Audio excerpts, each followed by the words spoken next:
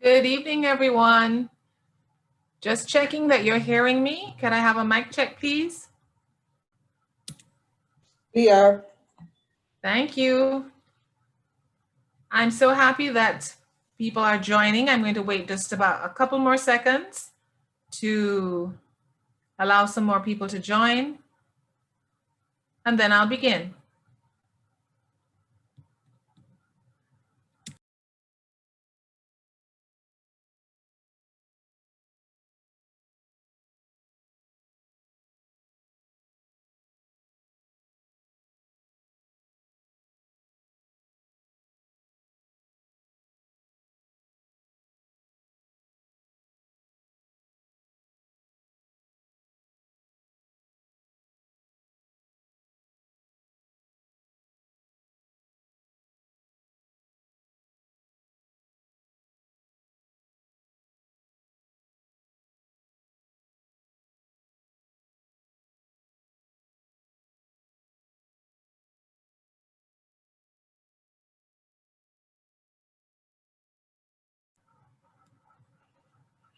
Good evening, everyone. Welcome to the final evening of the inaugural Soft and Life Skills Conference. My name is Celia Davidson Francis, and I'm the Director of Alumni Relations, responsible for the global UWI alumni population and based at the UWI regional headquarters in Kingston, Jamaica. I'm happy to see we have people joining from across the Caribbean and North America, so we have a very diverse group this evening. I'm really happy that you are joining us. And as I mentioned yesterday, we are all, I know, dealing with the COVID-19 pandemic and all of its challenges, but this conference is a really great way to bring you new knowledge and to cope in a productive kind of way. This Soft and Life Skills webinar will impart key information to UWI alumni, students, and friends of the UE as a benefit of the Pelican Perks Advantage program. The UWI Alumni Relations team has teamed up with the YoPro Global Foundation and the Young Alumni Advocates to bring you this series with the theme Lessons from 2020, Equipping Yourself for the Future. I'm especially pleased by the involvement of YoPro Global Foundation and the Young Alumni Advocates. These young people operate regionally and internationally as an active resource network for each other and promote continuous engagement with their alma mater, the University of the West Indies, and young and all alumni. Let me just take the time to give a shout out to the young alumni advocates that were involved with this evening's production: Nikita West, Nicolette Black, Charles Ball, Maxile Salmon, and Christoph Frank. And also to Karina Dice, who is an amazing facilitator, and Micah Garcia, our tech whiz. We know that the session will capture your imagination as our speakers are leaders and experts with strategic knowledge and experience. So let me again officially welcome you to the final evening of this conference as we aim to better equip you for life's next curveball. I'm now very pleased to introduce you to Nikita West, our moderator. She's a UWI STAT Alumni Ambassador and also serves as a member of the Young Alumni Advocates. She's the co-founder as well of M&N Foundation for Aspiring Youth. So you see, she has a passion for service. She's also the distinguished president of the Kiwanis Club of Young Professionals in Kingston, Jamaica. She's a certified project management professional and holds a master's in clinical psychology and a first-class honors degree from UWI Mona and a postgraduate diploma in business administration from the Mona School of Business. Her most prized role, however, is being mother to her 9-year-old daughter. Nikita will now guide us through this evening's program. Over to you, Nikita.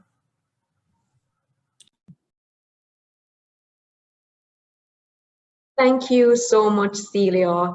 Hello, everyone, and welcome. Welcome to day 3, or final day of our Soft and Life Skills Conference. Again, our theme is Lessons from 2020, Equipping Yourself for the Future.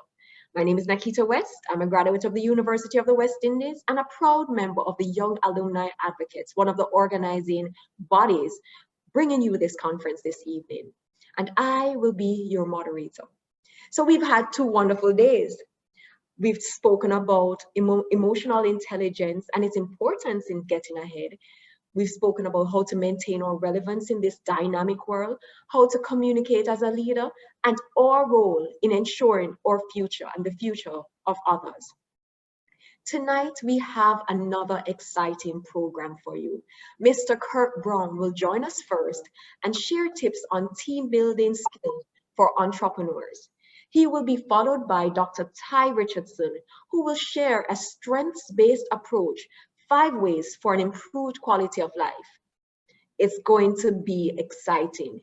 Please, there are others who I know are joining. Encourage them to join quickly so that they don't miss any of this information. Once again, we look forward to your participation because it's with you. Without you, it would not be possible. So before we begin, I just want to share a few housekeeping details. First, please note that we do have permission from the speakers to record our sessions. Therefore, it is possible for the audience to appear in the tape session. The sessions will be archived via our YouTube channel and may be used for promotional material. Second, I would like to remind you that this is a voice-activated call, and that simply means that the screen will always switch to the side that is speaking so that we can hear and see the speaker during the presentation. We have automatically muted mics, which will remain muted until our question and answer session. You are free to type in the chat any comments or questions that you may have, or use the raise hand icon, of course. And lastly, just a few words about our format. We will have the presentation first, and then we will have that will be followed by the question and answer period. During the question and answer period, we will take the questions as well by the chat or by the raise hand icon, and then we will unmute you if you want to speak at that time.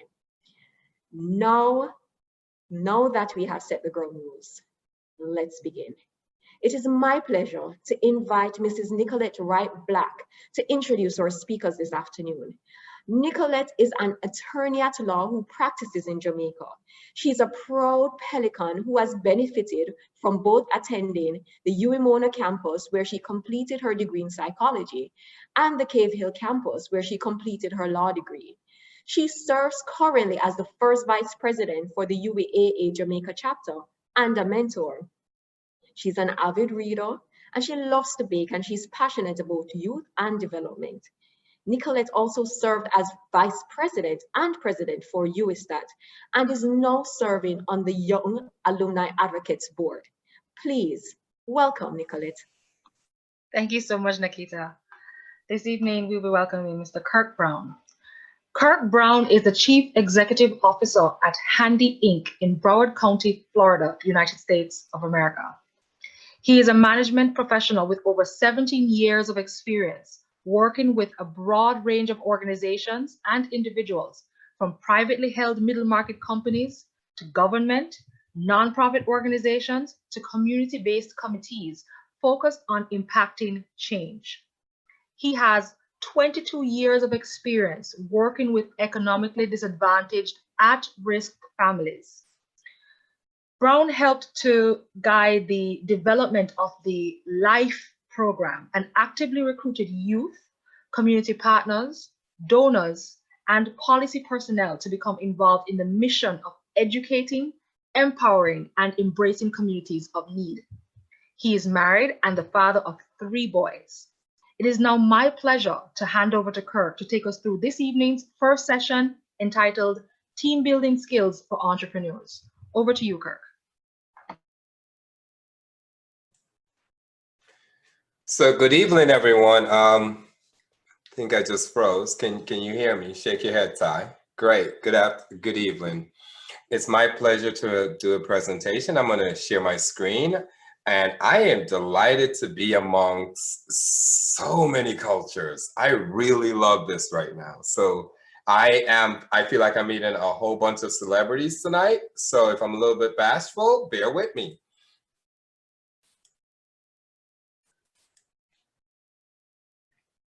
And from the So tell me if you can see my screen. Nod your head, please. Great. So, you know, when we think about entrepreneurship and the team and team building skills, one of the things that have always jumped out at me is the DNA of people who decide to be daring and unconventional. Doesn't fit the blueprint of what already exists. The idea is brand new sometimes. The journey, there's no blueprint for some of the journeys that you embark on and dive into. So the DNA of that personality sociologically and psychologically is very diverse. It's very wide, right? And so when we talk about these skills built, the team skills building for a personality such as this that lives in this sector, I would like for us to write 5 things down. You know, first is the word me, M-E, and in that is the defining of the professional DNA of the typology that we're talking about. IQ, EQ, the word ASH, A-S-H, and DMAC, D-M-A-I-C.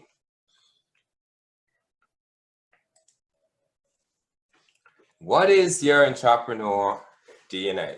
The skills needed to be a team and the growth and evolution through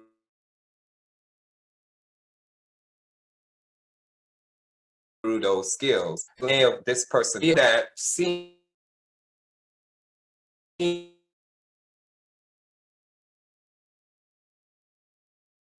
has nothing to do with vision. You can taste it. You wake up every morning in that hand. And that within itself sometimes leaves you in a lonely, isolated place because until the vision is in front of everyone, they won't really understand it. The idea that entrepreneurial success leads to more entrepreneurial activity may explain why many of us start multiple companies over the course of our careers and go on multiple separate missions over the course of our careers, because we are achievement-driven personalities. We tend to have unbreakable need to achieve, and that can sometimes be intimidating to other people in the room, especially the not so certain thinkers, right? We're independent thinkers, and this level of independence sometimes defies bureaucracies and sometimes don't fit necessarily in those bureaucracies. Our confidence is through the roof. It literally sometimes borders on arrogance based on interpretation. So we bleed achievement within the structure of our confidence, which leaves us being result-driven personalities and mentalities when we go forward on something, a purpose or a mission. So with that mentality and that type of DNA, how much are you willing to give up to have a great team? Sometimes the giving up or the cost is outside of you, and sometimes it's inside of you. The patience, the active listening, the constant coaching to get to that level of EI as a group in order for the team to even build the skills. Because what we're actively talking about right now is what's the baseline that you need to set within yourself and your team before you could add skills, right? So confession, number 1, I am allergic to 2 typologies on my team. I am allergic to lazy. I am allergic to the constant need to be pushed. So I need a certain level of baseline on personality. And I've seen in my own reflection, because introspection leads to evolution, and entrepreneurs are always evolving, right? So I've seen in my evolution that I love, my baseline is passionate people and compassionate people. And I can then add to that with the team building skills. But I've realized that you can't train passion. You can train passionate people, but passion is something they literally have to come with sometimes. Compassion, you can teach and add knowledge to lead to compassion, but compassion is sometimes very much so innate. So when we look at our traits collectively for the entrepreneur, they're original thinkers. They're risk takers. They take responsibility for their own actions, the successful ones. They feel competent always and capable. I'm not saying doubt won't exist along the journey, but they feel competent and capable. They set high goals, not average goals. Average goals are for average people who don't have original thinking alongside them, that they're jet streaming somewhere. Most of them, sometimes on surveys, are firstborn, between 30 and 60 years old. Educated, 80% have a college degree and 1/3 have a graduate level degree. They're always seeking knowledge and the need for knowledge. So with these personality traits, how does this individual then play the team roles that are necessary in order to build skills in a team? Because you have to have roles. Belbin's roles tells us that there's a couple roles that exist that is necessary for a team to move forward. The shaper drives work forward and gets things done and has a clear idea of the desired direction of the travel, right? The implementer also gets things done, but is always looking for ways to turn talk into action and generate practical activities. The finisher, always focusing on completing the task.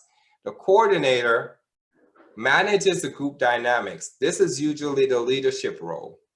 The team worker, the resource investigator, and the monitor and evaluator, and the specialist. But if you're the leader, you have to be able to be a chameleon in all of those roles with these personality traits staring in our faces. So who are the starters on your team now that you have a baseline? So 2002, I had this wonderful idea. I am just this middle management social worker who's caught up in a system in child welfare, serving abused, neglected, and disadvantaged kids. And I sat back in my chair and I did not like the outcome for kids who were turning 18 and exiting foster care. They were just moving into homeless shelters. And being the original thinker, just in my DNA, right? I'm like, we should fix that. And of course, being the confidence that's also in our DNA, right? I can fix that. And then I sat down and started thinking about an original idea of how can we literally take on that challenge and fix it. What I learned through that is that everyone that was going to add to that very lonely journey, because it's an original thought at the time, it wasn't attractive. There was not a lot of media. People weren't buying what you were selling, you know, whether it be the conversation or the activities or the process to fix it. You're making an original sales pitch that most people have never heard before. And that sometimes sits in the journey of the entrepreneur, right? So you're sitting there with this original concept, this original product that you now have to convince the world and the generations around you to conceive. It led me to EI. How do we communicate through our personal skills and social skills to get our concept out there is effectively necessary when, especially, moving into a new journey. I realized that IQ, for the baseline for the team, for that new perspective, I just decided we're gonna take all the kids that went through foster care and we're gonna have them graduate college. And then we're gonna place them in careers, and that's it. And these are the processes that we're gonna take towards that. And the original thought was, we're gonna focus on abused kids, not just for today, but what does the future hold for them when they're 25 and 30? And we're gonna plan in that direction. Took a lot of self-awareness in that process. Had to be emotionally aware of everyone around me and the topic content and the topic area. A lot of self-confidence. The self-confidence is in yellow because the thought is original. A lot of empathy, because you have to understand others while you have this original thought in your industry or in the product that you're selling. You have to leverage diversity at a high quotient, more than others. Adaptability is essentially necessary on the entrepreneurship journey.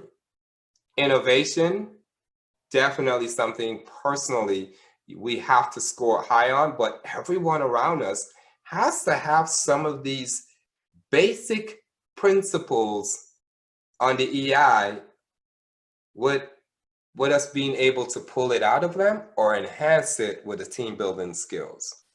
Because everyone can come with a degree. Everyone can come with the IQ. But when you add the EQ to it, then you're ready to set the baseline for the team that you're now going to add these team building skills to. So who's on the team? You know, you've defined your me, the concepts in you that you need to see in your team, and now you're defining the concepts that you need to see in your team from an EQ perspective. And from there, it is necessary with what we do to have patience, result-driven dynamics, always be encouraging, and bias for action is definitely something that we elevate towards. And we are always engaging and inspiring. And we always think through even the smallest of acts in what we do. Now the skills. The skills are very interesting. Communication. What I found with communication is clarity comes with my 5WH. I can't tell you how many employees I've looked at and say, can you 5WH that for me? And they're like, what is that? Why, who, what, where, when, and how? Clarity in the communication, specificity in the communication, and also facilitating group discussion in your communication strategies. Now, your group discussion is not effective unless the quiet person in the group is talking. Rule number one, the bashful, quiet person in the group, you've achieved really great group discussions when the quiet person is talking. Active listening means put away the cell phone and actively listen.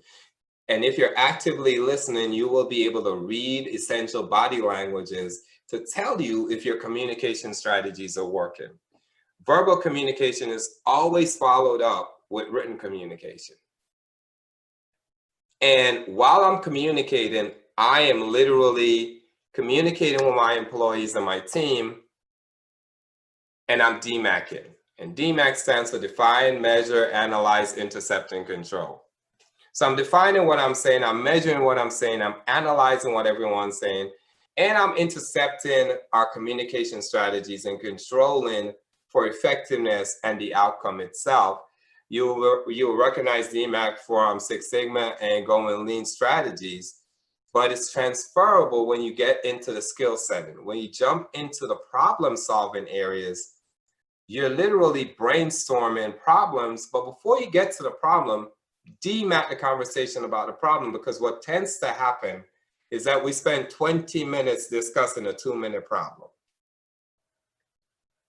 Right? If you stop right in the middle of it and start defining, measuring, analyzing, and intercepting and controlling, you will see that you will elevate towards achieving consensus quicker. You will essentially resolve conflicts at a quicker pace because there's clarity around what the problem really is. You end up negotiating and mediating from a problem sensitivity place because there's a clear understanding among everyone that's having the discussion. I have an analytic mind. So data-driven discussions, I sometimes say to my team, okay, what percentage of a problem is this? And that forces everyone in the room to think. Is this a 10% problem or is this a 1% problem? Because sometimes we put 90% of our efforts and resources towards a 1% problem, and therefore cost our companies, our opportunities, our time and our efforts somewhere else. And flexibility in problem solving is definitely something we have to move towards in leadership. Now, Part of problem solving is definitely your active listening skills. Lean in, move forward, and be quiet. That's literally from a therapeutic background. Lean in, move forward, be quiet.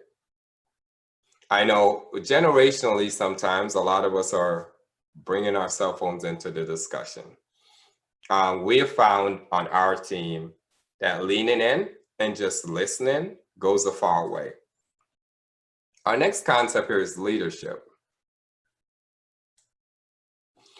Leadership for me is defined really easy through Marcus Aurelius, where he says, you know, I'm okay with someone telling me I'm wrong because it's the truth I'm after.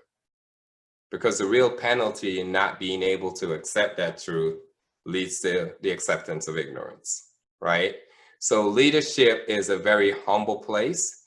I believe that once you have aligned the team goals with the company goals, leadership becomes even easier. Bosses get 40 hours, leaders get 60, 80 hours out of their people because they've inspired their people and empower their people on decision-making strategies. They establish, you know, part of the most challenging part for me in my leadership journey has been, believe it or not, the great employee that doesn't produce.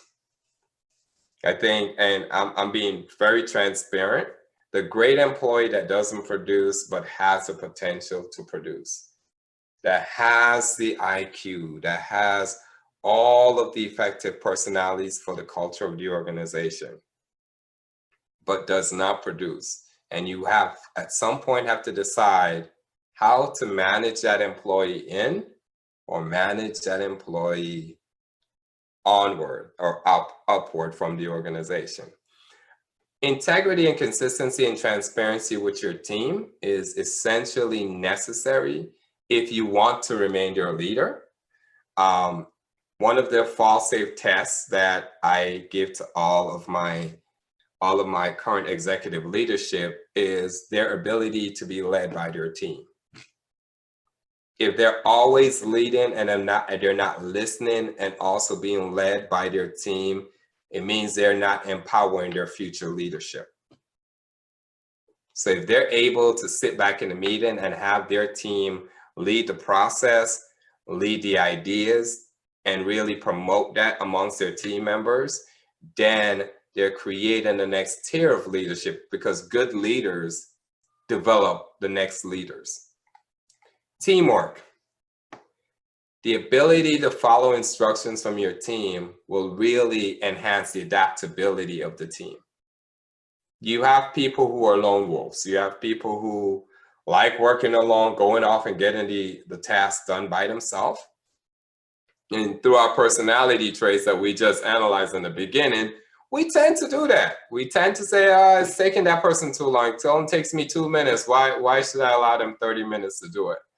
But if we can step back and allow them to grow, it really enhances the teamwork and the confidence of the team, because that collaborative nature leads to cooperation and reliability amongst your team.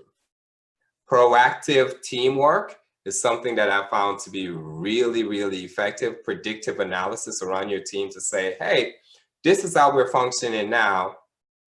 Where do you see us in a year? Write that up and bring it back to me. And then let's discuss it.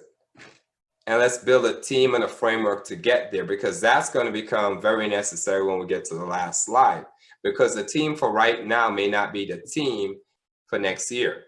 The talents we have right now, the experience, the learning, and the feedback that we're given right now, if it's results driven for the team that we're leading, it needs to be applicable to the future of the organization that you're leading, or the mission that you're leading, or the purpose you're trying to achieve as an entrepreneur. So if on Monday the goal is 5 oranges, but on Friday it's 30, you need to be given feedback and direction for 30, not for what's now.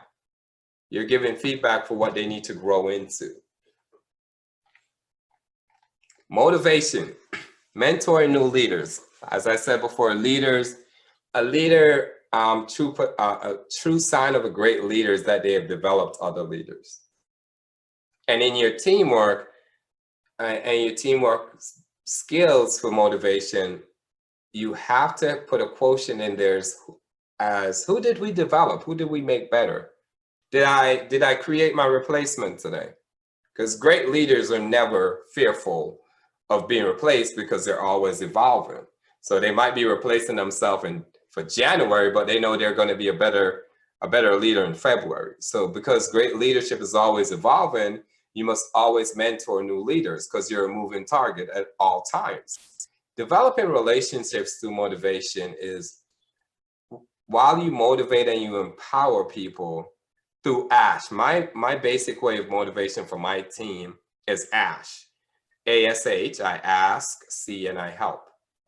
I have found that people respond quicker, more compassionately, more driven by being asked to do the task, not being told. In my industry, that works. What people are asked to do, yeah, they're being asked to do the job I hired them for, right? Kind of like, what? But how many people like being told what to do? So pleasantly asking my team what to do. The S is C. On my time frame, of course, I mentioned 5WH earlier, the who, the why, who, what, where, when, and how. I'm going to come back in the process maybe a month into the process if it's a 6-month task and see where they are with the task. And I'm seeing not from the basis of accountability, but the final product is the truth is what I'm after, right? The final product is what I'm after. I want the final product to show you a unison of achievement for the entire team. So I'm coming back a month later to see where they are, pleasantly see where they are, not forcefully see where they are. And through that site portion and that relationship that we currently build through collaboration and cooperation, I'll see if they need help. And that's what the H is for. I'm helping. I may not personally be helping on everything because there's certain tasks I don't know how to do, but I will get them help to get to the task quicker and more effectively. And that help within itself becomes persuasive. If you're the person in that interaction on the team, it encourages you and persuades you that the end product is to the benefit of the entire team. And in that way, you're recognizing and rewarding the group achievements. Positive reinforcement in the motivation team building skills is essential. Delegation, the thing that most of us hate doing because of entrepreneurship.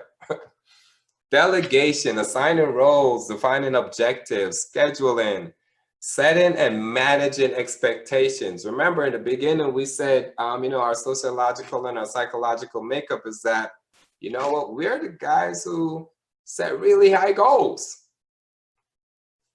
Bite-size the goals for your team to accomplish, to get to the really big goal. I have found that, if you break the goal up in different segments to get to the really big goal, right? People are less fearful, especially if they are, not the full scope thinkers that you are. And in that, you lay out your time management and your project management techniques in the delegation. Now, who do we delegate to? The people that's on the team. But while in your delegation mode and you're sitting down with your charts and your pen and your paper and you're trying to think, who am I going to put in charge of this area? Decide on the task, the IQ that's necessary to do the task. But remember, if you're building teamwork initiatives, what's the EQ of the person you're putting in charge of the task?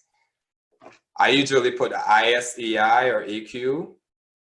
I put ISEQ on the most important task, to lead the team. Because at the end of the day, the truth, the end result is what the team needs to get to. So in that, you tie in your IQ, your me, DMAC, ASH, and the skills to what makes us successful.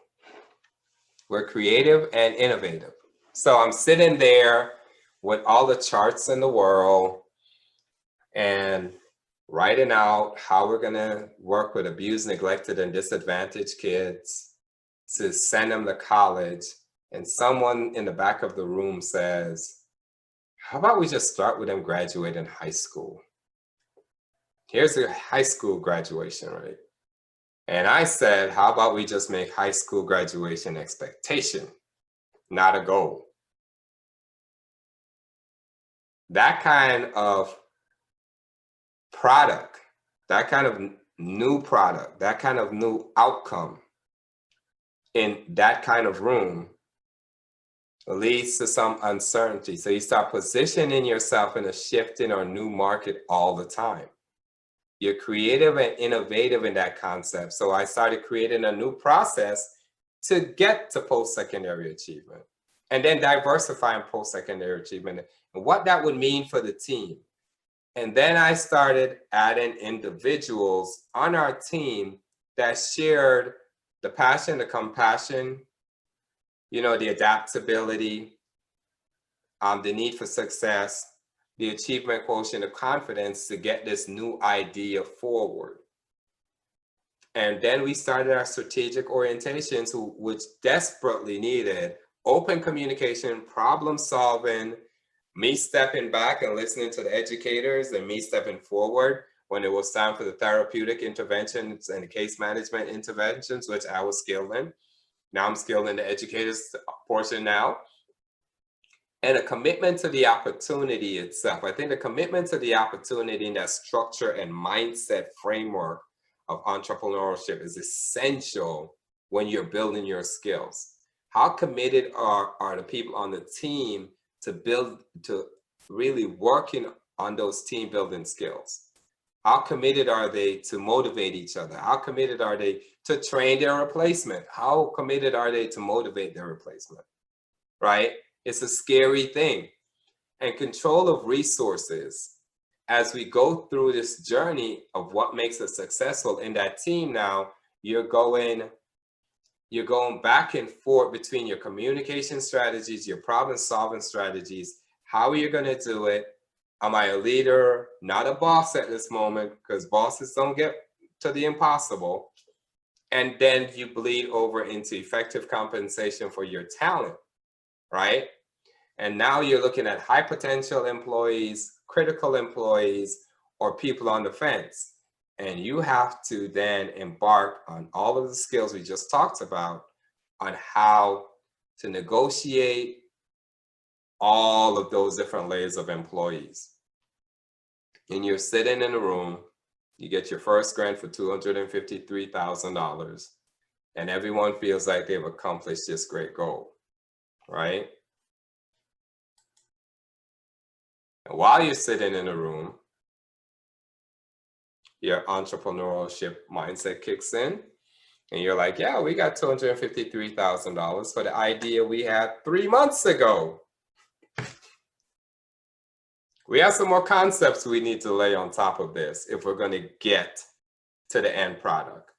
Or the goal or the outcome may shift or change, because in the beginning, we just said we are the individuals that after we have achieved one mountain, we're looking at a higher mountain because we are wired that way. And we have the confidence for that. So you're looking at your team now and you've trained them up and you've worked on all of those skill sets. Should I build up the current team, or should I inherit a team with existing traits, right? For the new journey. What about my why needs to be present in my team for us to succeed? This is the most honest question a leader can ask himself, because your why changes. Your why will change. What about my why in this moment of achievement? I need to be present in this team to motivate and innovate us forward to the next journey. And what will this cost me? Will this cost me more patience? Will this cost me more time? Do I need to learn a new skill set? Do I need to learn how to navigate and empower and motivate different personalities? And the thing that really cures stagnation in companies and leadership, who's missing from this team? That question asks to the entire team throughout the whole journey. Some people may find it threatening, but this is where inclusivity and diversity of personalities, shape, size, and thinking comes into your company on your entrepreneurship journey. Who's missing from this team is the humblest place that a leader could come from, because they're immediately admitting that they're not the cure-all for the destination of the team. Because at the end of the day, the team is what you build from within. What they see, they will also seek to become. And if you're leading properly, if you're leading in a way in which you can always negotiate, you can always ask, see, and help your team, you can always define, measure, and analyze and intercept and control problems and situations and growth, then you will always have an evolving team for the next journey. And I think I did exactly 19 minutes, Ty. So I am open for questions. Let me stop sharing my screen.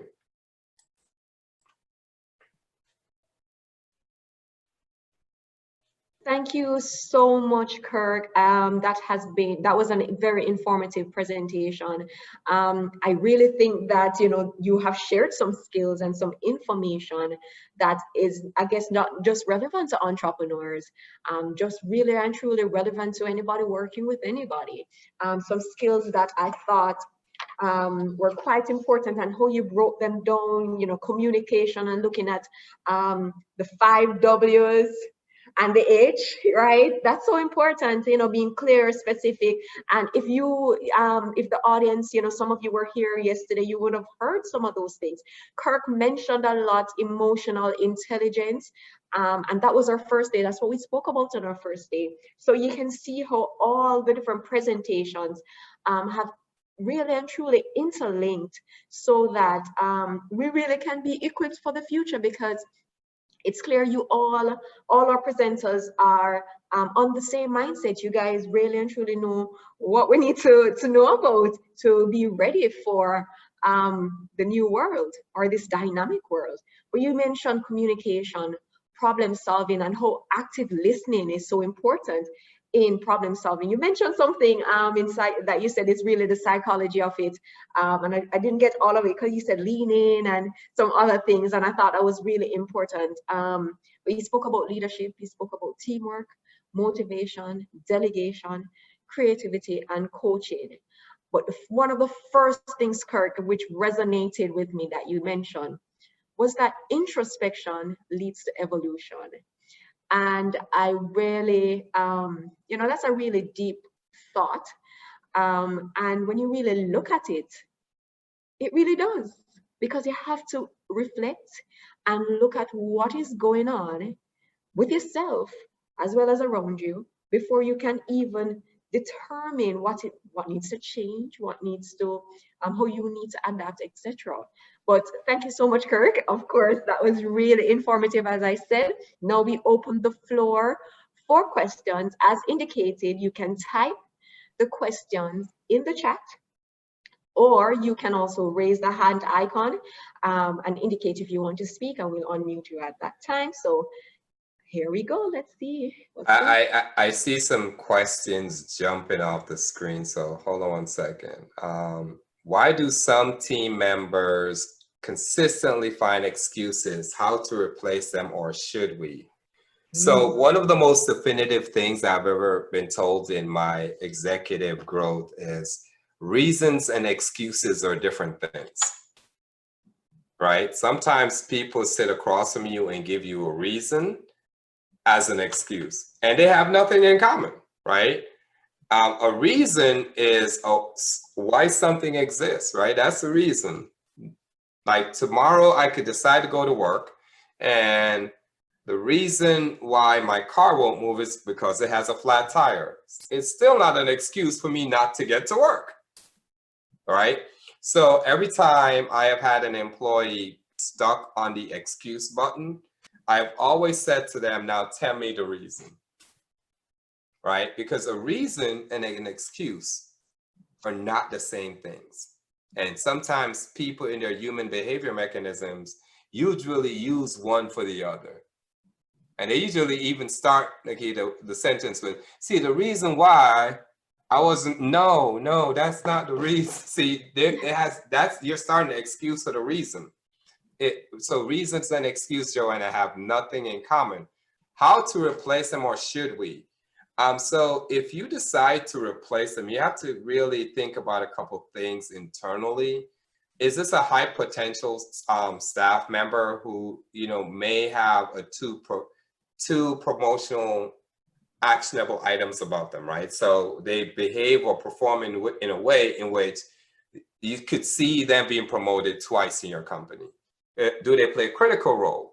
And I define critical as external and internal influence. I define critical as will cost me money. I define critical as a time frame that it will cost me money for. Are they on the fence? Are they on the fence of growth out, or are they on the fence of just leaving? Because, sometimes people are on the fence because they're on a growth perspective that they don't see in the company. And sometimes they're on the fence because it's just time for them to go. Once you've defined all of those, it makes your decision on whether you need to replace them or keep them very easy. Because if you can see a high potential based on their performance over a continuous period of time, you're going to decide to keep them and coach them up through experience, learning, or feedback. I think, do you see any other questions? Right, I do have, I think two more, but I think Charles' hand is raised. So I'm going to unmute him. Okay. Go ahead, Charles. Thank you, Nikita. And thanks very much for the very informative presentation, Kirk. I just have a question for you. You mentioned that you should ask your employees to take on certain responsibilities and tasks. I know that that works pretty well when you're in the environment where people are actually being paid for the work that they're doing. I have a question though, with this whole COVID situation and so much that's happening, a lot of people are working from home and many people are now volunteering in different sort of roles to remain relevant and to be busy and to keep giving back.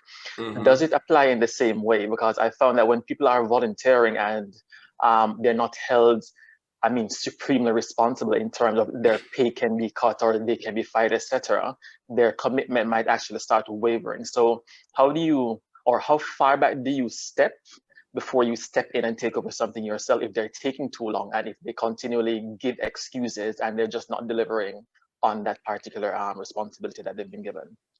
So you mentioned COVID, right? So COVID in our psychological terminology is a C, S-E-E. It's a significant emotional experience that everyone on a global perspective is living through, right? So people have two initial response to significant emotional experiences. It's either fight or flight, right? So I'll give you an example. In late February, I got my entire team in front of me. And I said, okay, we're going through a significant emotional experience. We're going to have to decide how to positively fight or positively run. Because both of those things can be negative and positive at the same time.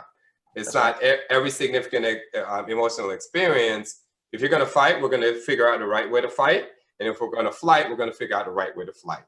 So you get everyone owning the mission at a greater perspective. And I think for entrepreneurs, you have to get a team that owns the opportunity at a greater level than the regular run-of-the-mill workforce.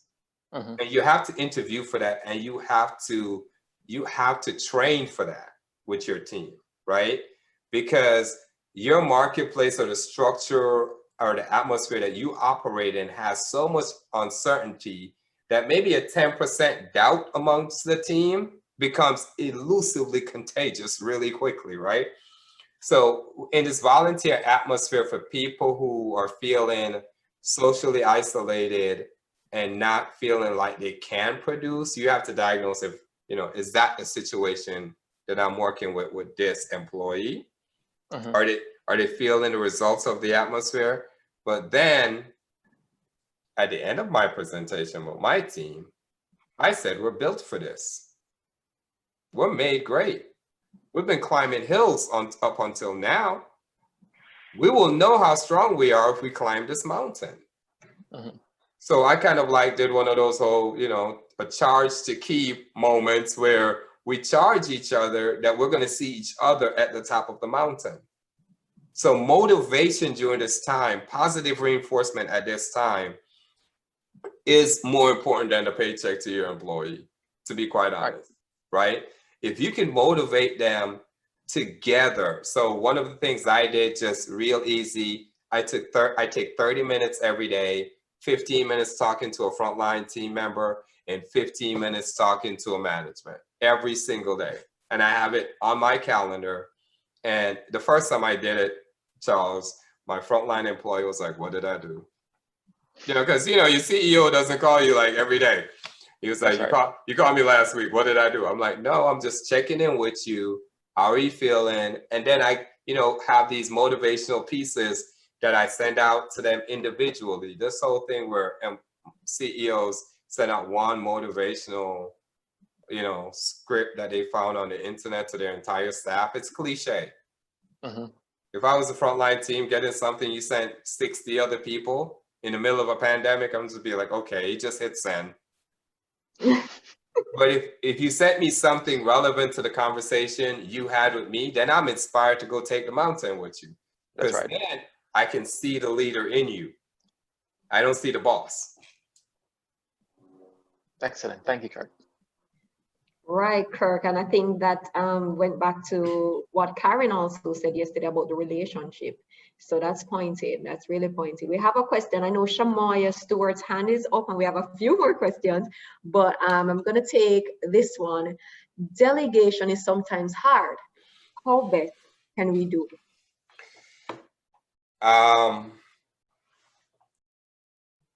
Get out your way. I remember, I'm Jamaican, so I am taught to listen to my elders. We used to call it the gray hair symptomology, right? And I had an elder say to me, you will get further if you get out your way. And I was very young, so I didn't really understand it, right? But think how much further you can get if that task that you need to delegate now belongs to somebody else. That's my chief motivator for delegation. I don't have to do the spreadsheet. Although I can do the spreadsheet in 30 minutes, there's someone on my team that I hired to do this. Me doing this is stealing their professional growth, their professional abilities, and undervaluing them as a staff member. Okay, so that's one part. The other part is I'm standing in my way of production of me as a person, right? If I continue to do the things that I should not be doing, I'm never going to get to the things that I'm meant to do. Wow, absolutely. I mean, and it's just as simple as that. You just get out of your own way. So I'm going to take Shamoya, thanks for that, Kirk. Shamoya, looking for you so I can unmute you.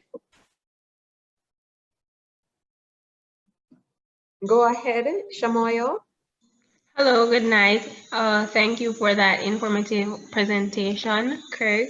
My question was actually if you could share the second to last slide about the strategies of being successful. I would like to take a picture, please. Don't worry, I took one too, Shamoya.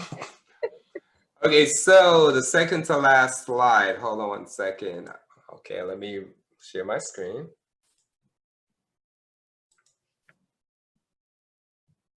Can you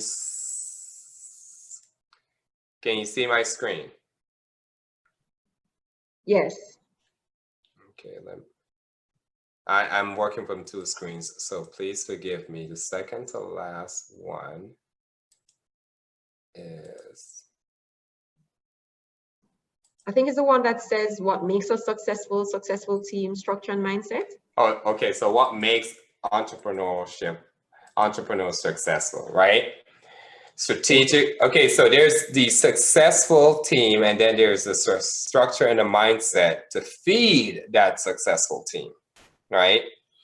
The successful team is creative and innovative, position themselves in shifting or new markets, create new products, and back to Mr. Ball's point, right? Position themselves in shifting or new markets. If there's ever a time that the entire world is shifting, it's right now, okay? So your team's ability to shift right now will speak to the strength of your team. Always creating new products, always creating new processes, always creating new delivery strategies.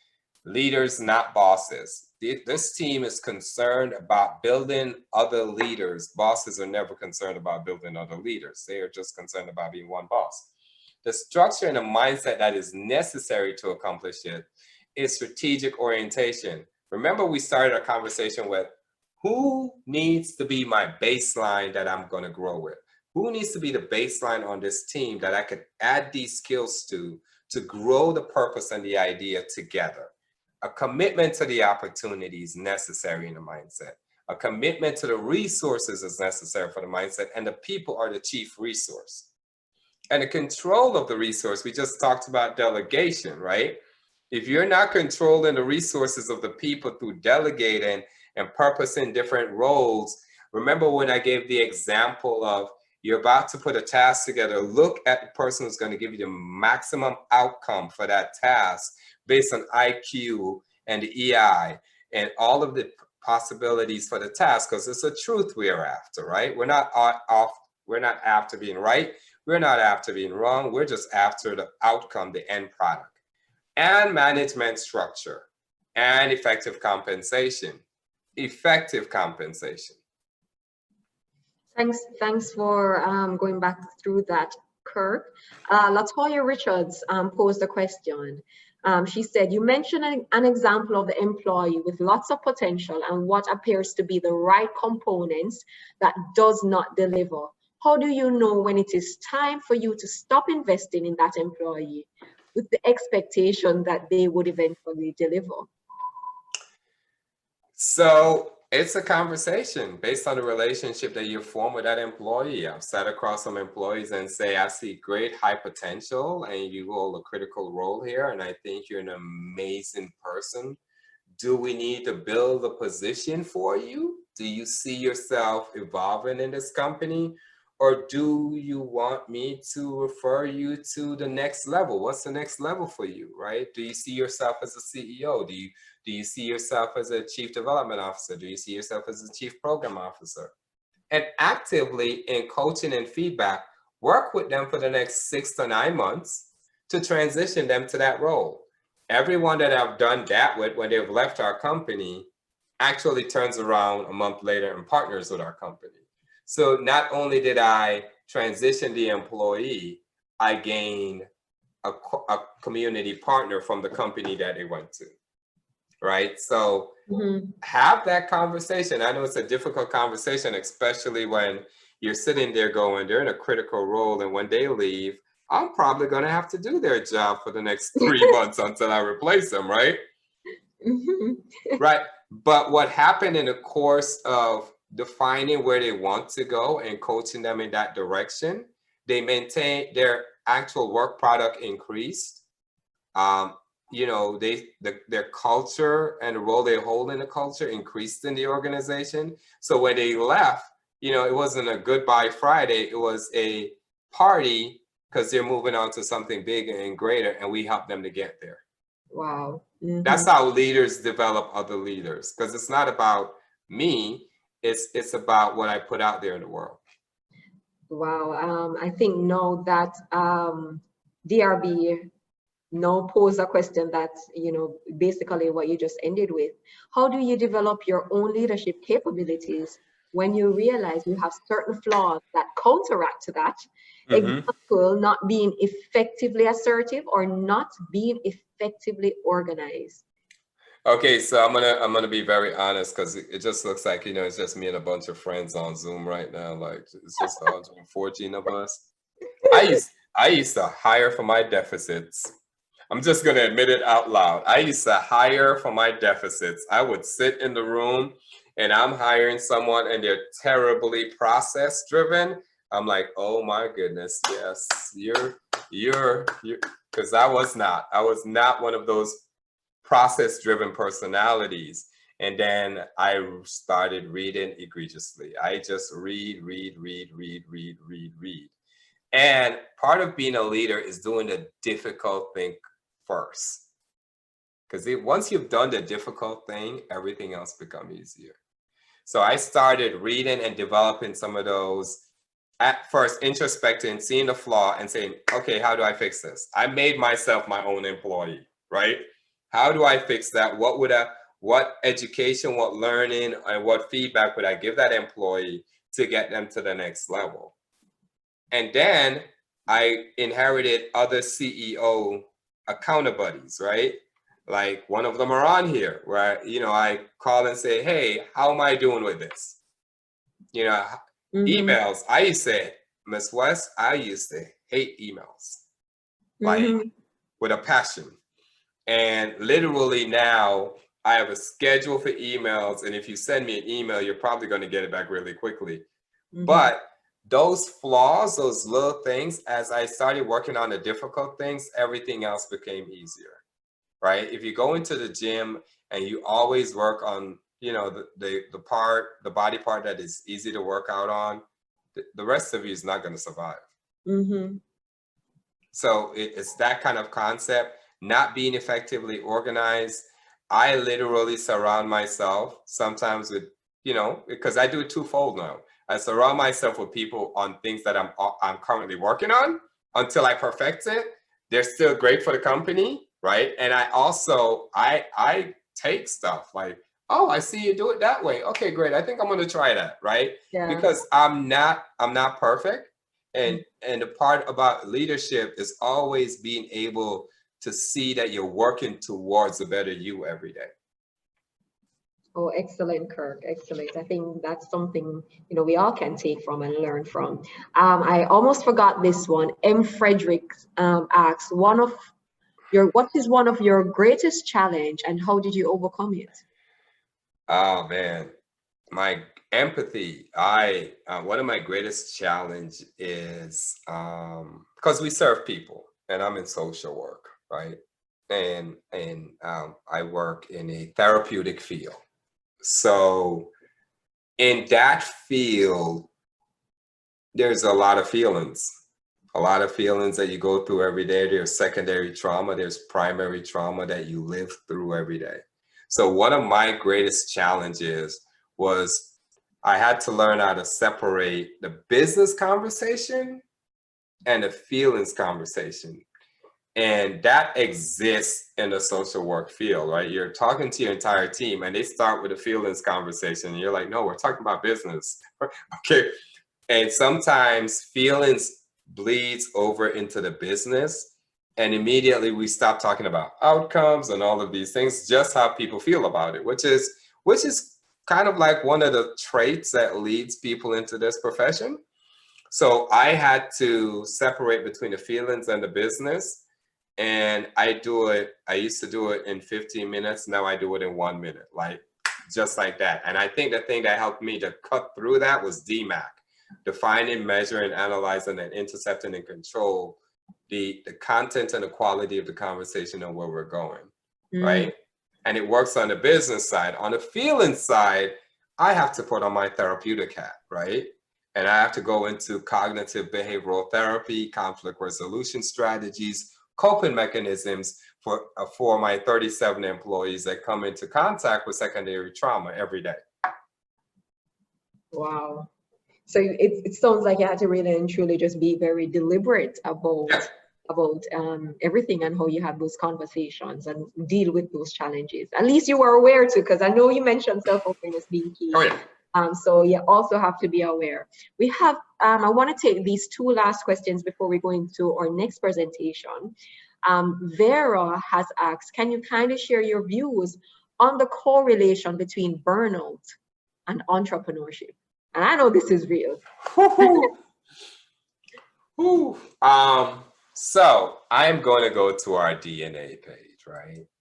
Our DNA page is very interesting to me because a lot of times our burnout comes from who we are more than what we're doing, right? A lot of times what I've seen, and I'm just going to speak introspectively, right? I can do something at 190% quality because that's that confidence, that independent thinking, that high goal setting for yourself, right? And that pressure that we place on ourselves has a percentage on the burnout that happens, because from that pressure, we perform at such a high rate. Like my employees sometimes, you know, they get emails at 3:30 a.m. in the morning and they're like, what are you doing awake? And I'm like, I just got up. I'm not going to force myself to sleep. But burnout and entrepreneurship and leadership and C-suite, employees is very high, because we refuse to face ourselves in the mirror and say, what role do you play in this burnout? There's tasks that need to be done, of course, yes. But what role do you play? Because you're the final decision maker on the burnout, right? Mm-hmm. So you have to take back control of that process. You can't take back control of the process if you don't define your role in the process. Mm-hmm. Do I have to get up at 4 a.m. to send an email when no one's awake? Right? So you have to take back control in that process. And if I'm working this hard and I have 35 employees, why do I have 35 employees? Mm-hmm. That speaks to my ability to delegate. So I play a role in the amount of things I have to do, and I also play a role in my own burnout. Wow, excellent. Excellent. So again, introspection, very key. And I hope that answered your question, because in that I'm problem solving too, right? I'm problem solving internally. I'm defining my burnout, I'm measuring my burnout, I'm analyzing my burnout, and I'm coming up with interception strategies and control so it doesn't happen again. All right, thank you so much, Kirk. I know that it has been quite an interesting presentation. The questions came, and I know I probably missed a few, but we're going to move on. We have Dr. Tyre Richardson, who is going to speak to us now about, it's a long topic, isn't it? And I just want to get it correctly, sorry. You know, I took a lot of pictures, and so I was actually reading some of the things you had on your presentation. But we have Dr. Tyre Richardson, who is going to speak on a strengths-based approach to 5 ways for an improved quality of life. Again, this entire conference is about equipping ourselves for the future, and this is key because, you know, we have to know, of course, be flourishing in the future. We have to thrive. So Dr. Tyre Richardson comes next, and I'll just ask Nicolette to introduce him, please. Thank you, Nikita. Dr. Tyre Richardson is a Trinidadian American who left a corporate career with a Fortune 100 multinational corporation after 14+ years to launch a startup in Silicon Valley. During that time, he discovered his passion for the advancement of youth and young professionals in the workplace.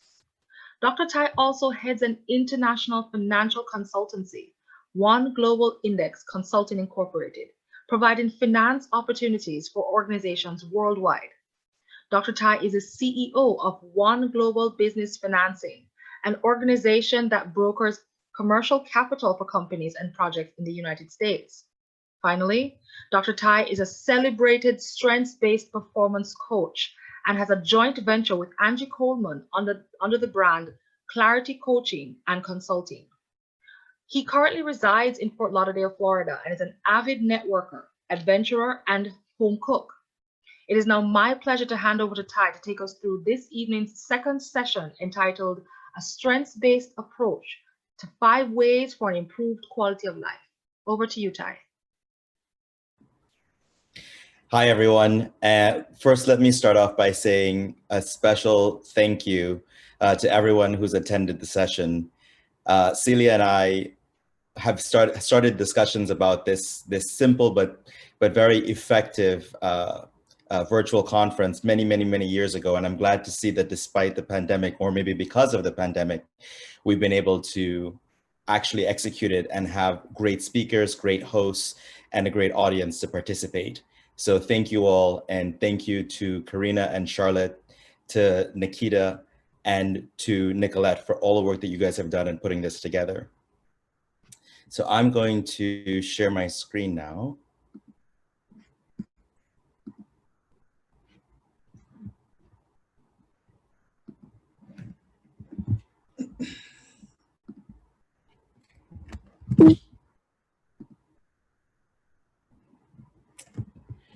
Okay, now we're going to go through a strengths-based approach to 5 ways for an improved quality of life. As I go through this presentation, I want you guys to focus on not so much the specificity of some of the references, but the general theory of what's being discussed. First, I'll start off by telling you a little bit about myself. Not that Nicolette didn't do a fantastic job, but as Nicolette said, I am a Trinidadian by birth. And when I lived in Trinidad, I went to school. And during my early school days, I learned really, really quickly that I had a lot more passion. I was a little bit different from my peers and the other students that I went to school with. At the age of 14, I managed to start a little school business selling candy bars. And by the age of 16, I was wholesaling bags and bags of chocolates to teachers in the staff room. I broke the rules and started a corporate career with American Airlines at the age of 17, when I was supposed to be waiting for the age of 18. At the age of 23, I got my first management job with American Airlines in Washington, D.C., just after finishing a bachelor's degree of advertising and in the middle of pursuing a master's degree in international commerce and public policy. But by the age of 25, I realized that I had some issues, some problems. There were things that I didn't handle very well in that management job. There were things that I struggled with. So by the age of 28, I was offered another role in Europe and I took it. And I realized I took it because it was in Europe, not because I wanted the role. I realized in the role that I was a creature that didn't really like routine. I liked the passion of starting something and driving something new. The age of 33, I left American and I went to Silicon Valley and started a social network. I learned at that time that I wasn't built to work alone. I wasn't able to work as an independent person. I needed a team, and I needed a team really badly. I had just finished a PhD in generational studies as well. So, I was thinking that I can face the world. At the age of 35, I went back to Trinidad and I started working in events. I started doing monthly events amongst youth and young professionals and became a public figure, trying to grow the support system that's necessary for a youth and young professional to thrive. By 2016, I returned to the US and I started a finance company. And by 2018, I started spreading the word for the reason that I was able to live the life that I was able to live, the passions that I'd had, and it was all based on strengths. You heard Kirk mention in the last session, introspection did a lot for me in understanding why I was able to do the things I wanted to do and why I didn't do so well in the things that I did. Today, as Nicolette mentioned, I have a few serial entrepreneur projects. I broker finance, PPE, and I still have my passion for strengths. And now I coach other people on it. What I learned in my career, in my professional and academic path, is that I value freedom. I was a huge achiever of goals, of passion, of life, and of satisfaction. But I needed freedom to do that, and I exercised it tremendously. So what is all this based on? Well, this was the thing that made my life what it was for these many years. This is based on a theory of Clifton's strengths. So what is Clifton's strengths? Gallup did a 30-year longitudinal study to analyze how excellent leaders and individual contributors performed. Through this study, they understood that there were 34 key themes or strengths that every individual possesses. The ranking order of these 34 strengths determine what's your dominant strength and what's your least dominant strength. Some people say weaknesses. The theory is pretty simple. If you focus on your strengths, your dominant strengths, you will go from good to great. If you focus on your weaknesses, the best you can be is average. And the energy you've taken to focus on those weaknesses could be poured into your strengths. At the age of 23, for the first time, I took this assessment. And I thought it was just another test like Myers-Briggs or Tetramap. And I learned what my 5 talents were. It started to make sense, the things that I was passionate about, the things that I liked doing. At the age of 28, I took it again for the second time. At 23, I learned what my strengths were. At 28, I learned what I needed to do about having those strengths. When you just take the assessment, the Strengthsfinder assessment, you have a 6% improvement in your overall satisfaction level because you know what your strengths are. But by really digesting it, by living it, by understanding it, you have a 21% improvement in your quality of life. At the age of 34, I took it for the third and final time. My results at the very top. Shut up! And while the hosts get on with the starter, Danny and Georgia have found their motorhome. You can go to the toilet and have a shower at the same time. Brilliant. What more could you want? What more indeed? So you can go to the toilet, have a shower at the same time, and check on your food. So that was a completely random thing. You know, it happens to the best of us, Ty. Okay, let's go right back. So apologies again. So at the age of 34, I took the assessment for the third and final time. My dominant strengths were the same. However, I got the full 34 and I saw what my opportunities were, my least dominant strengths. And then I understood why I didn't thrive in the areas that I thought I should have thrived in, and what I can do about that. So let's look at what this means to you. Do you ever wonder why you make the choices you do? Why some things come naturally while others don't? Why you are drawn to certain activities and not to others? There's a simple but powerful reason: your talents. When you understand your unique talents, you have the power to harness them, and your whole world can change. We see talent in people around us every day. The patterns of thought, feeling, or behavior that give them a unique edge. Sometimes it may even seem effortless. In fact, our talents are the keys to our innate potential. When we tap into them, we act with more confidence, inspiration, and direction. But we often take our most powerful talents for granted, or we may not even be aware of them. That's why the Clifton Strengthsfinder was developed, to help you discover your areas of greatest potential. Grounded in more than 5 decades of study, the Clifton Strengthsfinder is an invaluable tool designed to help you identify and activate your talents and strengths for greater happiness and success. After completing the assessment, you'll receive a personalized report describing your signature themes of talent and an action plan designed to help you unlock your innate potential.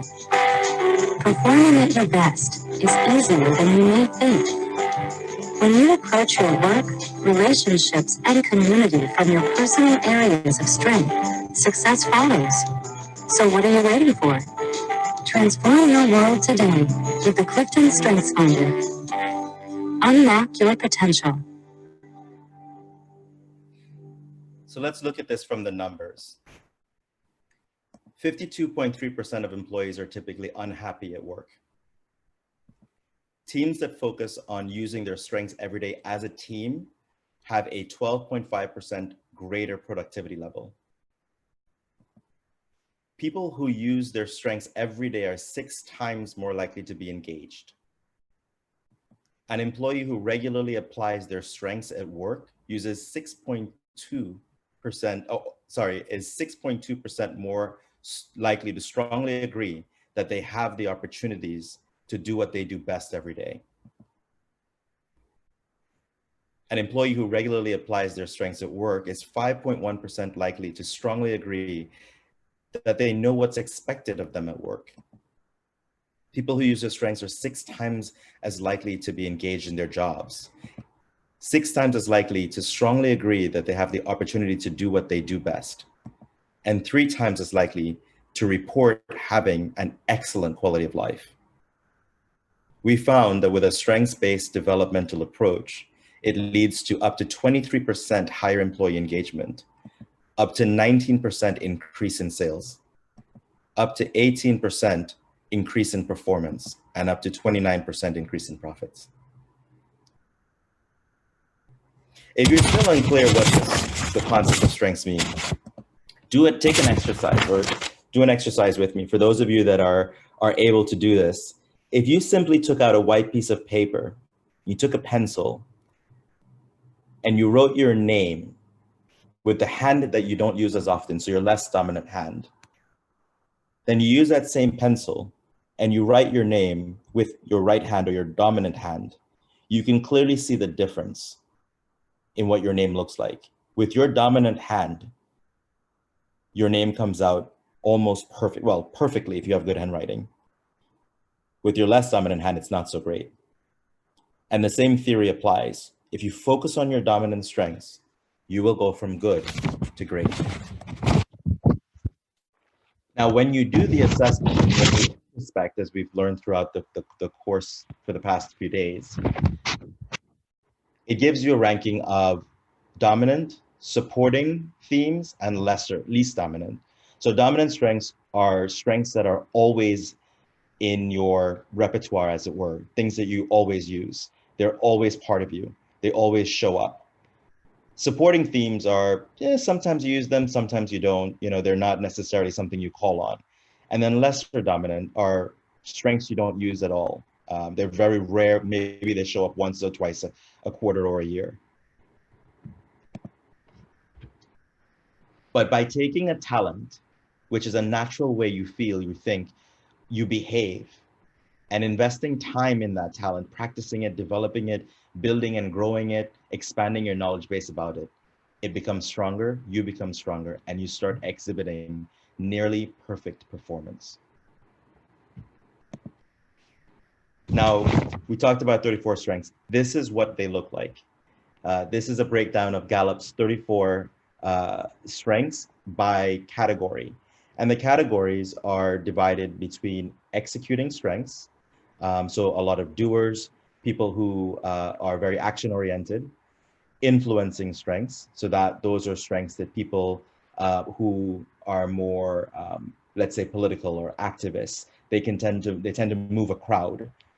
Relationship building strengths, which are strengths that obviously other people who relate with each other, connect, mostly folks who live in the HR world.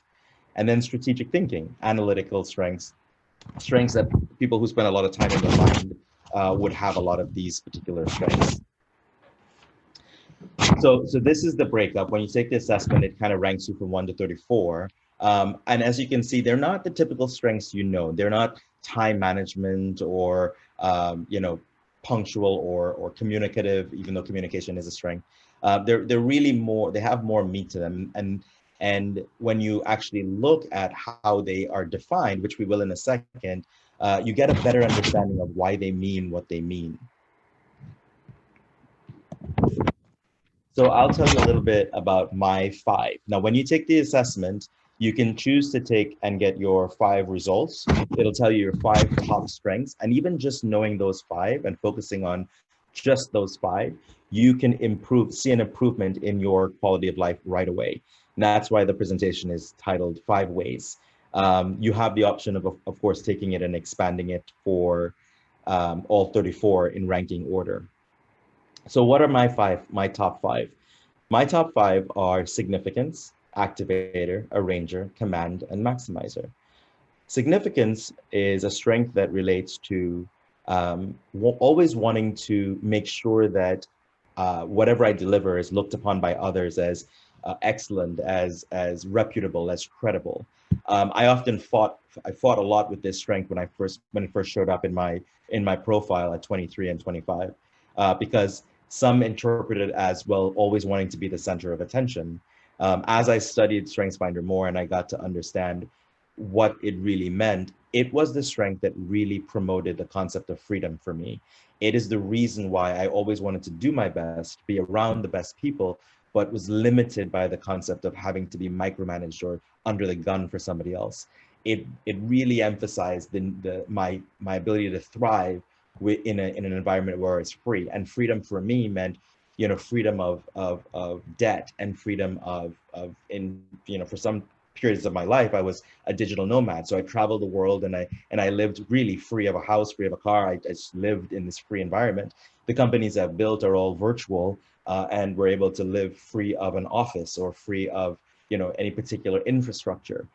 So freedom really lives as a really, really key indicator in my life. The second strength I have is a strength called activator. And this is a concept of, you know, when everybody's in a room and they're talking about, let's, you know, do this big idea, you know, an activator is the person who's the first to like start on it. They're the one to motivate people. Well, let's do something. Let's go get it done. Here's the Excel chart. Here's the report that gets us started. They really take off and they're the first out of the gate. The third strength I have is one called arranger. And this is one that focuses a lot on the ability to move a lot of things in your mind, be able to look at an event structure and chaos has happened, move things around, get it back in order. Just as it kind of implies, it's to arrange things amidst chaos. Command is also related to chaos. It's a person who steps in when things start getting out of control. It's a person whose presence is known when they walk in a room. They just have that sense of, okay, they're here and they're here to help support and move forward. And then maximizer is the last of my top 5, and that's an optimizer, the ability to look at a mess of things and get to the end result as quickly as possible, the ability to optimize and make whatever project you're working on get done quickly. So with this, I, again, spent a number of years kind of figuring out what went well and what didn't go well, what career should I follow, what things I should do in my free time. And what I discovered about myself is that when I look at my top 5, 80% of mine fell into the influencer category and 20% fell into the executor category. And for me, that meant that, you know, I wanted to be out and about. I wanted to be engaging with whether it's people. Funnily enough, even though those kind of indicate extrovert, my Myers-Briggs said I was introvert. And I later learned that, well, that just means I'm, you know, an extrovert living in an introvert's body, which gets confusing sometimes. But 80% influencer, 20% executor. And what that meant for me is I took on a sales role. That was the job in my career that I was most excited about. I was happiest at, a manager of business development. And it stands for good reason. I wanted to go out and convince people to take on a product, to do an event, to do something that I wanted them to do. I wanted to influence them. And so an influential role helped me and made me thrive a lot more, as opposed to my other roles that I didn't do so well in. It also, as an influencer, like I said, you know, it's that activist mindset, it's that politics mindset. I wanted to get a degree, and I got a master's degree in public policy. It was where I felt the most comfortable. I wanted to learn more about governance and policy, and it paid off well. Again, I was thoroughly excited about everything I did in that degree program. YoPro was my activism. It allowed me to continue a mission, to establish a mission, and then continue driving a mission. And to this day, YoPro's been around for over 10 years now.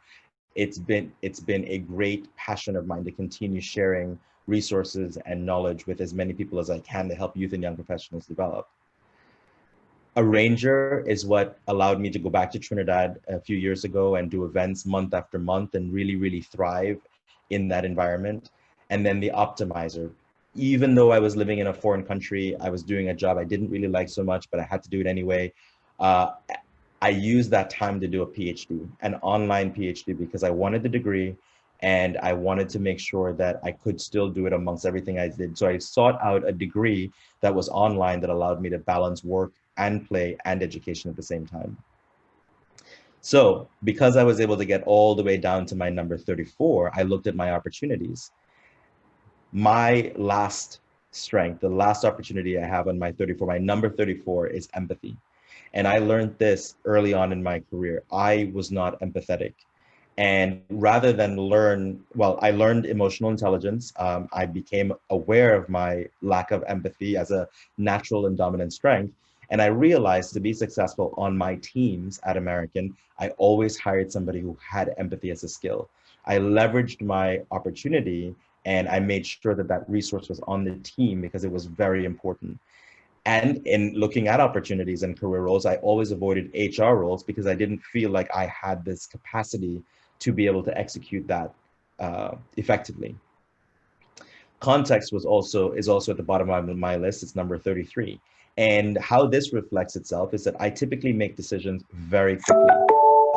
Very rarely would I, spend time digging into research and the analytics behind it and being deliberative about a decision. I feel like I get an idea, I make the decision. So knowing this again allows me to run important decisions by a partner, somebody that I can consult with to say, well, am I looking at everything I need to look at here? Because it's important to make this decision, but knowing that I'm not probably going to take all of the information to make the decision, can you help me with this? And then finally, learner is my number 32. And one would say, well, but you got a bachelor's, a master's, and a PhD. What do you mean you're not a learner? Well, the difference with the learner and significance in this case is I got the degree for the sake of getting the degree. I liked the letters in the degree, less about the content of what I've studied in the degree. Whereas a learner is somebody who would typically remember everything they learned, study it, and store it away.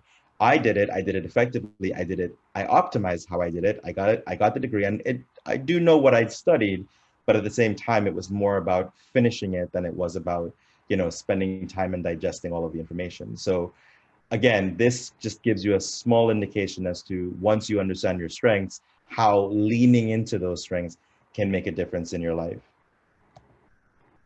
So I'm gonna share with you a little bit of the one of the first set of strengths in the profile. It's called achiever.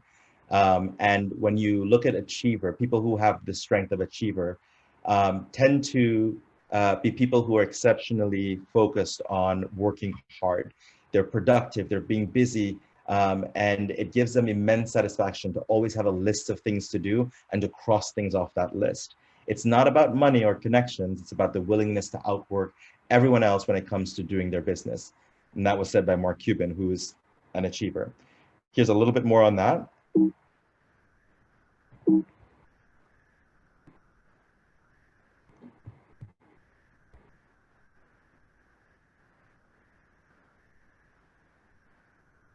I'm an achiever.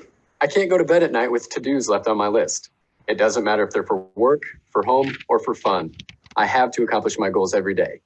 And I'm driven to complete my work assignments on time and to do more than my peers. I love to get stuff done around the house, so I'm always making sure I have a project or two to complete. My achiever helps me to get the most out of every day because I'm constantly trying to cross things off on my list. I find that I have to manage the achiever in me, however. Obviously, I get a lot of stuff done. I'm pretty productive with my time, and it makes me feel great taking care of the things I've committed to do. Sometimes I overextend myself. In my haste to cross more off my list, I sometimes load up with too many to-dos. I feel bad if I can't get everything done quickly. But that's what keeps me going, the need to achieve as much as possible with my time. I'm proud of my achiever talents. I'm not shy about how they drive me, and I use them to my advantage. People at work and in other parts of my life know they can count on me to get things done. There's no better feeling than knowing I've achieved a goal, except maybe moving on to the next one. So with that, we've come to the end of the presentation. And if anything, I want to leave you with this. Take a little bit of introspection, understand what your strengths are, whether you choose to take the Strengthsfinder Assessment or not. Understand what your strengths are, and whatever those strengths are, lean into it. Whatever your weaknesses and your opportunities are, understand what they are as well, and understand and look for ways to leverage those. As Kirk said, hire for your deficits if you have to, if you have that opportunity. Otherwise, there's technologies, there's teamwork, there are partners, there are opportunities for you to figure out how to still achieve what you need to achieve without focusing on what you don't have, and rather what you do.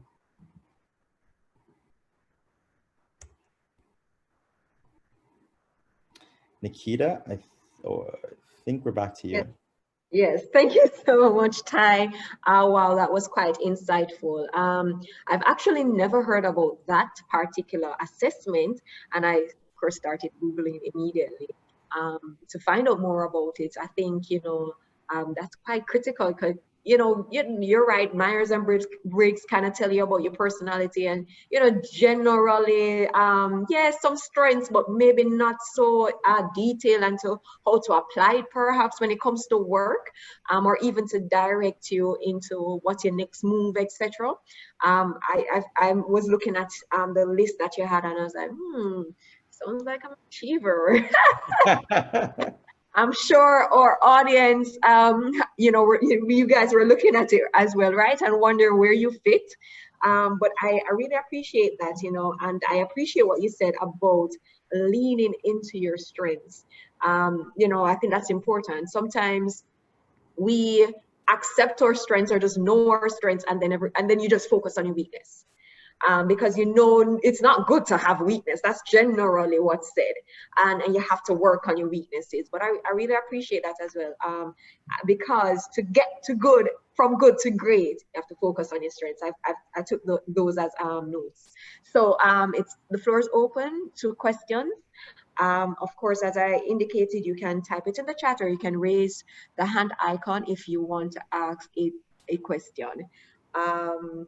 Hold on, we have Andrea here. Andrea says, a rolling stone gathers no moss.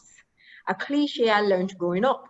However, all the speakers in this series have kept moving upward and onward, taking each experience with them to the next level. Please comment. Well, I have to say that the design of this conference was done in large part by Celia and the UE team, and there was a lot of thought and understanding in how it was designed, and we wanted to focus on the soft skills, the life skills, and then combine the two in the very tail end. And the mission of this program that was put together was to focus on how do we take you to the next level? How do we give you the skills that you don't necessarily get a class on in college?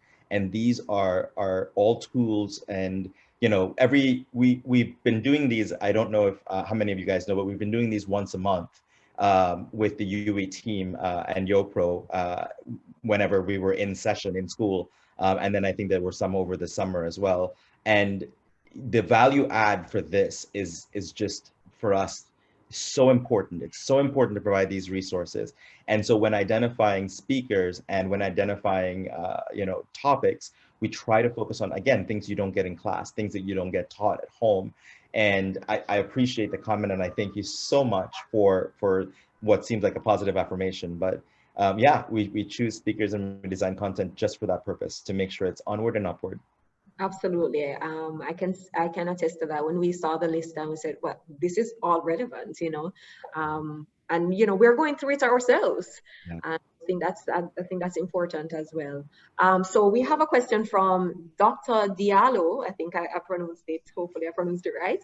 What do you do when you find yourself in a work environment that seemingly suppresses your strengths and talents? For example, due to the task that you have to do, or perhaps the boss's own ego, or apparent need to reinforce being in charge, how do you prevent yourself from not losing your strengths in that context? I think a running theme has always been self-awareness in the conference so far, that introspection, understanding first yourself. And then there are several different ways you can tackle that approach. Approach number one. I love using Strengthsfinder as an opportunity to educate people. Whether I'm sitting in an interview and somebody says, what's your strengths and weaknesses? And I use that as an opportunity to describe the theory and then describe my strengths. Or it's a session in a team meeting or a staff meeting that says, well, I learned about this. I think it'd be great for our team building or our morale. Why don't we all do it as a team? There are opportunities for you to subtly infuse the concept into your team or your boss's, put it on his desk.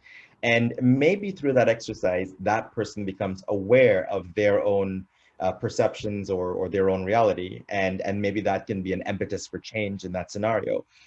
Other than that, I mean, you have to do what's best for you. And if you've identified and you figured out, these are my strengths, this is what I can and cannot do, this is where I will and will not be happy, and your environment doesn't offer that, then you have to do the ultimate thing, which is change your environment. Well, absolutely. that's such a, I could easily relate to that. And so I appreciate that feedback, Doc. Any other questions? Do we have any other questions at this time? I did notice that Jade had a question earlier on. Jade. He said, I get achiever, but isn't that being OCD to some extent? Oh. I will tell you, OCD and strengths don't really correlate per se, because anyone, you can not have achiever as a strength and still be OCD. The concept of achiever itself is just somebody who's forever busy. They could be busy and be sloppy, and they can be productive and, still have really, not an OCD personality. So it would be, the two don't necessarily correlate, but an achiever is definitely somebody who's high energy, productive, and always busy. Wow, that's true. That is true. That is true. So Teresiana, or Teresina, or hopefully I got it, would someone have to take a Strengthsfinder assessment at different stages or ages in one's life? So the concept is based on the fact that during your formative years or when you establish those strengths. So during your formative years of, let's say 9 to 16 or 18, you sort of build that character, you define yourself, you then, nail your strengths down. And when you take the assessment, whether like I did, 23, 25, 34, the strengths themselves don't change. The order move around. In other words, your number 8 might become your number 2. But your dominant strengths remain your dominant strengths. They're ingrained in you. And you just kind of call upon the ones you use more regularly based on the time of life that you're in. And your lesser and your least dominant strengths will always be where they are as well. So the different ages in your life won't necessarily change your dominant strengths. They will just change what you're using more frequently at that time.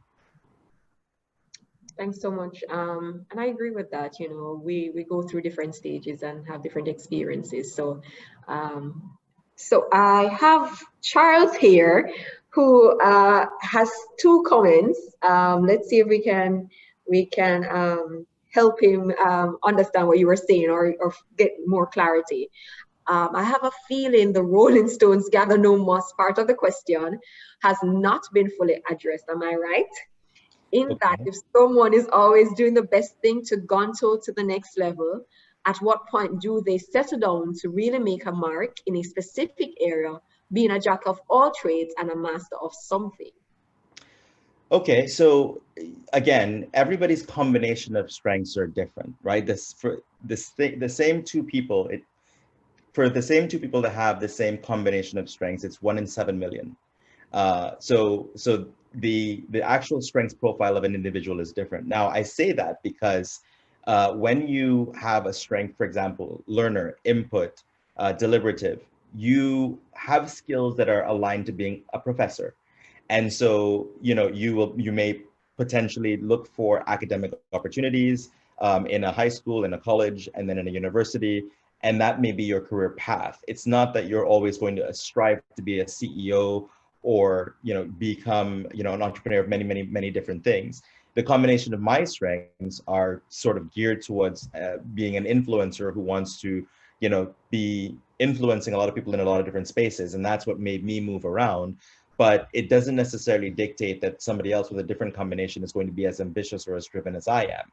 If we're looking just as sort of the achiever strength, because that was the only example I gave, the achiever also can be somebody who's motivated to keep going, but at the same time, there are achievers when paired with other strengths. For example, an achiever with learner and input, again, more aligned to education, may just choose to be somebody who wants to write book after book after book after book. Still be an author, but still achieve different things under that context, if that makes more sense. I hope that answers your concerns, Charles. You can let us know. So Stacia has asked, I always aligned opportunities with the ability to monetize strengths. Here you align them with the ability to build out weaknesses. Please comment. So opportunities with the ability to monetize strengths. I need you to explain that a little bit more for me. Here you align it with the ability to build out weaknesses. So the concept of opportunities, I learned this in corporate America. And one of the things that they always taught you in corporate America is nomenclature. And the word, and I think this is what the question means, the word opportunity being a word that I'm using to replace weakness versus strength. The word opportunity for us, we use the nomenclature in corporate America to replace strengths, replace weaknesses, because weaknesses are seen as, as deficient, as poor, as something that, is bad, is negative. However, a lot of larger corporations kind of replace the word with the word weaknesses with opportunity, because they want you to actually see it as a chance to learn, to develop, to grow, to not see it as a bad thing, but something that once you get comfortable with it, once you identify what it is, you can then address it. And so opportunity is very much, as I'm describing it, it's the opportunity to look at something and do better with it, whether, as I'm saying here, leverage it, identify it and then leverage it, or as other people still practice, which is develop it.